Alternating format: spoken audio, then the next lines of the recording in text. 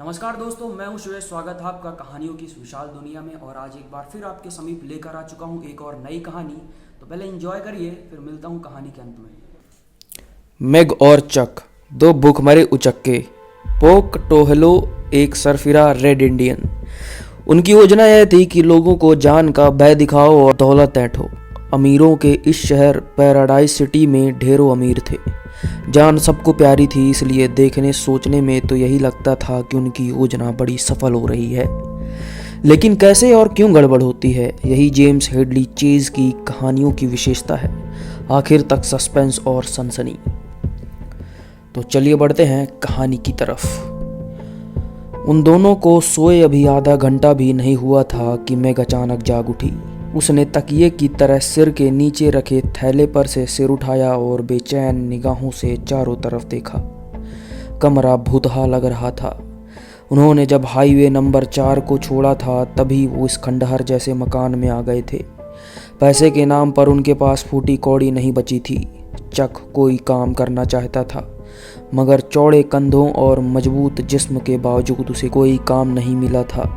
यह उजाड़ मकान जंगल में था, जिसे शायद कभी कोई रईस ने मौज मस्ती के लिए बनवाया होगा, मगर अब यह निर्जन और वीरान पड़ा हुआ था। दोनों ने इसी में पनाह ले ली थी। अब मेग सोते हुए बेचैनी से जाग उठी थी। उसका दिल तेजी से धड़क रहा था। वो दोबारा सोने की कोशिश करने लगी, मगर फिर उसे आहट सुनाई दी। कोई नीचे वाले हॉल में घूम रहा था। वह चक पर छुपी और फुसफुसाई, चक। चक ने कसमसा कर दोबारा सीधा होने की कोशिश की, मगर मेग ने उसे हिलाया। बोली, जागो चक। ओ खुदा, क्या लफड़ा है मेग? कोई सीढ़ियों के नीचे टहल रहा है। चक का जिस्म तन गया। मेग की ढाढ़स बंधी, क्योंकि वो छोटे लेकिन मजबूत चक पर भरोसा करती थी। सुनो, उसने सरगोशी से कहा। चक उठ खड़ा हुआ, दरवाजे के पास गया और दरवाज़ा खोलकर उसने उस तरफ देखा जिधर से आवाज़ आ रही थी। मेग का खौफ दूर होता जा रहा था। वो दोनों उधर देख ही रहे थे कि रोशनी में नहा गए। वो पीछे हटे, रोशनी गायब हो गई। दोनों ही कुछ क्षण के लिए चौंधिया गए। चक मुड़ा और लपक कर चाकू निकाल लाया और उसे पकड़कर सुनने की कोशिश करने लगा। दरवाज़ा खुला था, इसलिए अंदर चला आया। नीचे से एक मर्दाना आवाज़ आई, कौन हो तुम? सामने आओ। चक ने चाकू पर पकड़ मजबूत की। मेरे पास खाना है, इतना कि मैं अकेले नहीं खा सकता। नीचे से आवाज़ आई। मैंने समझा तुम पुलिस वाले हो, चक ने कहा। ऊपर आ जाओ। मेग भूखी मर रही थी। खाने के नाम पर उसके मुंह में पानी आ गया। वो आदमी नीचे से ऊपर आ रहा था। तीनों कमरे में आए। उसने फ्लैश लाइट चक को दे दी। चक ने लाइट जलाकर उस आदमी को देखा। मेग का चेहरा फीका पड़ गया था। वो रेड इंडियन था।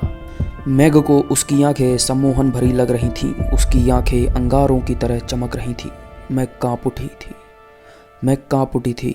वो कमरे में स्थिर खड़ा था ताकि ये दोनों उसे अच्छी तरह से देख लें। कौन हो तुम? चक ने लाइट नीचे कर ली। मैं पोक टोहेलो हूँ। और तुम लोग? मेरा नाम रॉजर्स है और यह है मेरी फ्रेंड मैग।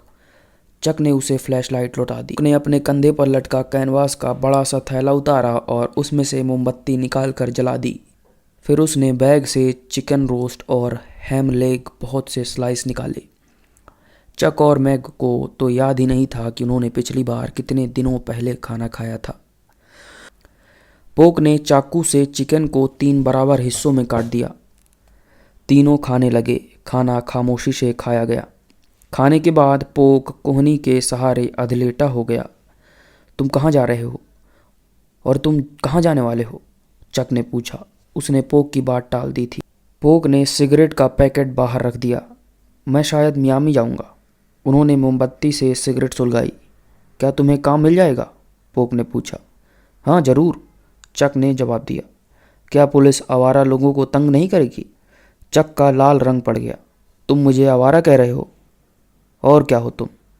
दिखने में तो गंदे और आवारा ही लगते हो। मेग ने सोचा चक पोक पर चाकू से हमला कर देगा, मगर वह खामोश बैठा रहा। तुम क्या सोचते हो, तुम्हें वहाँ जाते ही काम मिल जाएगा? मुझे काम की और पैसे की ज़रूरत नहीं है, पोक ने कहा। क्या तुम्हारे पास पैसे हैं? हाँ हैं। मैं शर्त लगा सकता हूँ कि तुम्हारे पास $10 से ज़्यादा नहीं होंगे, चक ने कहा। कल मुझे एक कार खरीदनी है, पोक ने कहा। चक की तो सुनकर सांस ही अटक गई। खुदा के वास्ते, वो बोला, अगर हम तीनों एक साथ सफ़र करें तो कैसा रहेगा? पोक ने पूछा। तुम्हारा क्या बिगड़ जाएगा? अकेले सफ़र करने में बोरियत भी तो होती है। पोक ने अपना बैग उठाया और कमरे के दूसरे सिरे पर रख दिया। मैं सोचूंगा इस बारे में। इसमें सोचने की क्या बात है? चक ने पूछा। मोमबत्ती बुझा दो, इसमें भी पैसा लगता है, पोक ने कहा और मैग ने फूंक मार कर मोमबत्ती बुझा दी। कुछ देर बाद चक ने पोक की सांसों की आवाज़ से अंदाज़ा लगाया कि वो सो गया है। मैग के पेट में भी खाना पहुंच गया था। वो भी संतुष्ट होकर सो गई थी, मगर चक नहीं सोया था। चक का दिमाग तेजी से काम कर रहा था। क्या वो रेड इंडियन झूठ बोल रहा है? उसके पास पैसा हुआ तो $300 से कम क्या होगा, उसने सोचा। चक के माथे पर पसीने के कतरे उभर आए थे। उसने पसीना पोंछा और चाकू पर पकड़ मजबूत की। $200, ठीक है, एक कत्ल और सही। यह गहरी नींद सो जाए तो इसे ठिकाने लगा दूंगा। चक, आवाज़ पोक की थी। मैं हमेशा कच्ची नींद सोता हूँ और मेरे पास एक गन भी है। चक चौंका। चाकू पर उसकी पकड़ ढीली पड़ गई। इसने मेरे विचारों को पढ़ लिया है। ठीक है, हम कल बात करेंगे, पोक ने कहा। चक भी जल्दी से सो गया। सुबह पोक ने उन्हें ब्रेकफास्ट के लिए ज़्यादा हैम और ब्रेड दिए और कोक भी। खाने के बाद चक ने पूछा, जब तुम कार खरीद लोगे तो हमें साथ ले जाओगे या नहीं? पोक उठ गया। उसने अपने बैग में से आईना निकाला और खिड़की के पास बैठकर शेव बनाने लगा। थोड़ी देर बाद जब आया तो ज़्यादा साफ सुथरा लग रहा था। वो चक के पास आकर बैठ गया। मुझे तुम्हारे जैसे आदमी की ज़रूरत है चक, पोक बोला। तुम $200-300 के लिए मुझे कत्ल करने जा रहे थे। 2000 के लिए कितने करोगे? दरअसल तुम भूखे और गंदे रहने के आदी हो गए हो। मुझे देखो, मैं जो चाहता हूँ हासिल कर लेता हूँ। मैंने शेव की क्योंकि मैंने रेजर और आईना चुराया। मैंने खाने का पूरा सामान एक सेल्फ सर्विस स्टोर से चुराया। मैं जानता हूँ पैसा कैसे वसूल करा जाता है। एक दिन मुझे एक रईस ने कार में लिफ्ट दे दी। मैंने गन उसकी खोपड़ी पर रखकर उसके सब पैसे छीन लिए। दहशत और खौफ सब समस्याओं के तालों की चाबी है। खौफ अमीरों के तिजोरियों के मुंह खोल देती है। मैं दहशत जमाने का फार्मूला जानता हूँ। पोक ने सिगरेट का पैकेट चक की तरफ बढ़ाया। चक ने सिगरेट ले ली। मुझे अपने बारे में बताओ, पोक बोला। मैं तुम्हें इस्तेमाल करना चाहता हूँ। मुझे इस्तेमाल? हाँ, अपने बारे में सच सच बताओ। मैं झूठ पसंद नहीं करता। चक सोच रहा था यह आदमी झूठ नहीं बोल रहा। मामला वाकई $2000 का लगता है। उसने बताना शुरू किया तो बहुत कुछ बताता चला गया। वो कम पढ़ा लिखा था। बाप के बारे में उसे कुछ पता नहीं था। 8-9 साल की उम्र में वो अपनी उम्र के बच्चों के गैंग का लीडर था जो दुकानों और स्टोरों से चीज़ें चुराया करते थे। बाद में वो अपनी माँ को उसके धंधे में मदद करने लगा। एक पुलिसिया हमेशा उसके पीछे पड़ा रहता था। 18 साल की उम्र में चक ने उस पुलिसिये का भी कत्ल कर दिया था। दूसरा कत्ल उसने उस किशोर गुंडे का किया था जो अपने गैंग का लीडर था। उसे मारकर चक उसके गैंग का लीडर बन गया। 1 साल पहले उसकी माँ उसके लिए $100 छोड़कर मर गई थी। तब से वो आवारागर्दी करता फिरता था। इस हिसाब से तो तुमने 2 खून किए हैं। मेरे साथ काम करोगे तो और भी कत्ल करोगे। तुम मुझे $2000 के बारे में बताओ, चक बेसब्री से बोला। वो तुम्हें मिल जाएंगे, फिक्र ना करो। चक ने गहरी सांस ली। तो बोलो क्या लफड़ा है जिसमें से $2000 निकलेंगे? मैं पिछले कुछ अरसे से एक योजना पर गौर कर रहा हूँ। वो लड़की कैसी है जो तुम्हारे साथ है? क्या वो भी मेरे साथ काम कर सकती है? वो घर से भागी हुई लड़की है। इसके सिवा मैं उसके बारे में कुछ नहीं जानता। मैं उसे अपनी योजना के साथ मिला सकता हूँ? पोक ने पूछा। वो कत्ल के काम में शामिल नहीं होगी, चक ने कहा। वो सिर्फ योजना का हिस्सेदार होगी। उसे कत्ल नहीं करना पड़ेगा। अपनी स्कीम बताओ, चक ने कहा। क्या वाकई जानना चाहते हो? पोक ने उसके चेहरे पर निगाहें जमा कर पूछा। पोक ने जेब से गन निकालकर चक पर तान दी। एक बात अभी सोच लो चक, अगर तुम्हें स्कीम सुना देता हूँ तो तुम्हें उसमें हिस्सेदार बनना ही पड़ेगा या मैं तुम्हें मार दूंगा। बोलो, अब भी पूछना चाहते हो? चक के दिमाग में $2000 चकरा रहे थे। हाँ, जरूर पूछना चाहता हूँ। अच्छी तरह सोच लो। मुझे क्या मिलेगा? $2000। मैं तैयार हूँ। सुनो फिर। चक ने गन जेब में रख ली। 3 कत्ल शुरू में होंगे। 3 कत्ल शुरू में ही। कत्ल करने के बाद सुरक्षित निकला जा सकता है? बिल्कुल, मैं तैयार हूँ। और लड़की, उसे मुझ पर छोड़ दो, चक ने आश्वासन दिया। सबसे पहले हमें एक टारगेट राइफल की ज़रूरत है, पोक बोला। राइफल मिलते ही हम अपना काम शुरू कर देंगे। राइफल हमें पैराडाइज सिटी में एक बंदूक बनाने वाले की दुकान पर मिलेगी। वो हंसा। पहले मैं वहीं रहता था। क्या तुम वहीं काम करते थे? चक ने पूछ लिया। पोक ने उसका सवाल नज़रअंदाज किया और उठ खड़ा हुआ। मैं कार खरीदने जा रहा हूँ। मैं एकदम नहा कर बाल सुखा रही थी तब चक उसके पास पहुँच गया। उसने पोक की बातें सुनकर नहाना जरूरी समझा था। मेग ने उसे देखकर पूछा, क्या हम आगे कार में जाएंगे? सिर्फ मैं, चक ने जवाब दिया। मेग के हाथ से तौलिया गिर गया। और मेरा क्या होगा? सोच रहा हूँ अब तुम्हें तुम्हारे हाल पर छोड़ दूँ। मेग के जिस्म में खौफ की लहर दौड़ गई। क्या मतलब? मैं इस डर डर कर जीने वाली ज़िंदगी से तंग आ गया हूँ। मुझे पैसा चाहिए और पैसों के लिए खतरों से खेलना पड़ता है। चक ने कहा।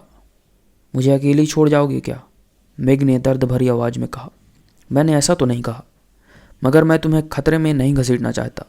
तुम मेरे साथ रही तो 20 साल जेल में भी काटने पड़ सकते हैं। चक, मेग ने चक का बाजू पकड़कर कहा। मेरी बात मानो, उस आदमी के दिमाग का जरूर कोई पेंच ढीला है। उसका साथ छोड़ दो।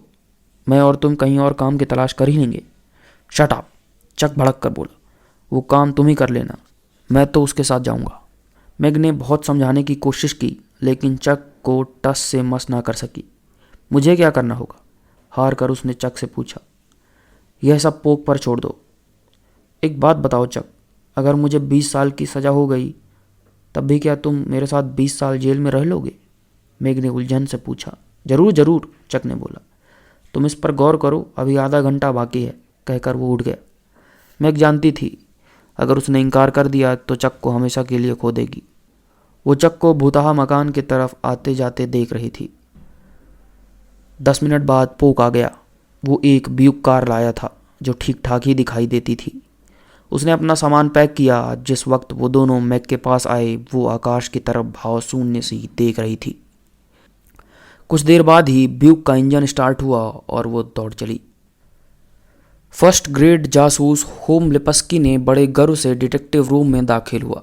लिपस्की को अभी कुछ दिन पहले ही सेकंड ग्रेड से फर्स्ट ग्रेड बनाया गया था। उसके कमरे में घुसते ही फ़ोन की घंटी बज उठी। देखा, लिपस्की ने कहा, मेरे कदम जहाँ भी पड़ते हैं वहीं कुछ ना कुछ होना शुरू हो जाता है। थर्ड ग्रेड जासूस मैक्स जैकोब हंसी रोकने की कोशिश कर रहा था। मिस्टर बिगलर से बात करवाओ। फ़ोन पर लिपस्की को एक मर्दाना आवाज़ सुनाई दी।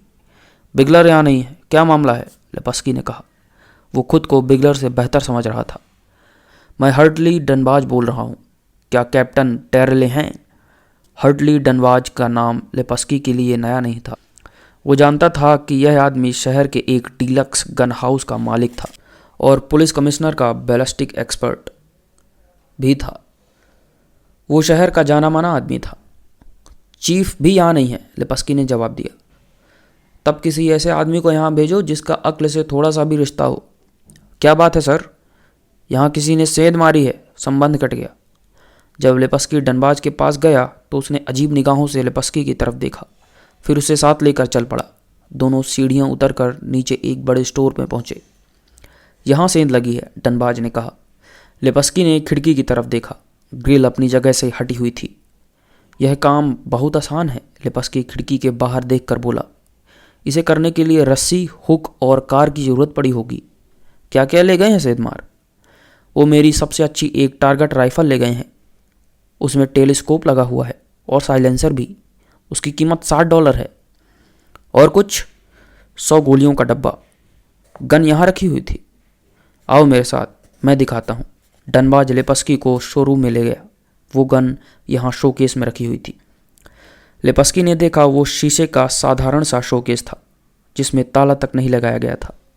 यह चोरी बहुत आसान थी। थोड़ी देर बाद वो हेडक्वार्टर में बिगलर के सामने खड़ा था। कोई सबूत नहीं, कोई उंगलियों के निशान वगैरह नहीं है। वो दूसरी गनें भी ले जा सकते थे जो कहीं ज़्यादा कीमती थीं, बिगलर ने कहा। फिर तो यह किसी छोकरे का काम लगता है, लिपस्की ने कहा। ऐसा ही लगता है, कैप्टन टेरेल ने सिर हिलाया और लिपस्की की तारीफ की। डीन मैक्यूगन लाखों डॉलर की ग्लास कंपनी का मालिक था। वो 6 फुट से ज़्यादा लंबा और चौड़ा आदमी था। उसने 3 शादियां की थी, मगर तीनों बीवियां उसे छोड़कर भाग गईं। वो वक्त का बड़ा पाबंद था। मार्था 3 साल से उसकी सेक्रेटरी थी और जानती थी मैक्यूगन घड़ी की सुइयों की तरह काम करता है और कभी गलत वक्त नहीं देता। वो 1 सेकंड की भी देर नहीं करता। मार्था उसके पास पहुंची। मैक्यूगन नाश्ता कर रहा था। क्या कोई खास डाक है? मैक्यूगन ने पूछा। एक छोटा सा मजाक किया है शायद किसी ने। मजाक? मार्था ने कागज मैक्यूगन के सामने रख दिया। कागज पर लिखा था 9:30, एग्जीक्यूशनर जल्लाद। मुझे इस तरह की बातें क्यों बताती हो? खुद ही फाड़ कर फेंक देती। 9:30 पर मैक्यूगन बाहर खड़ी अपनी लग्जरी कार रोल्स रॉयस की तरफ बढ़ रहा था। ड्राइवर वहाँ नहीं था। मार्था कार का दरवाज़ा खोलने गई। वो कभी वक्त का पाबंद, ये मैक्यूगन के आखिरी शब्द थे। मार्था देख रही थी। मैक्यूगन की सफ़ेद कमीज खून से सुर्ख हो रही थी। उसका माथा खून से तर था, जहाँ से खून बहकर कमीज पर गिर रहा था। गोली ने उसका भेजा फाड़ दिया था। खौफ और दहशत से मार्था स्तब्ध खड़ी थी। फिर वो चीखने लगी। तो दोस्तों, आपको कहानी कैसी लगी? अपने विचार कमेंट बॉक्स पर ज़रूर प्रकट करें, और कहानी अगर अच्छी लगी हो तो लाइक करें और चैनल को भी ज़रूर सब्सक्राइब करें। Thank you.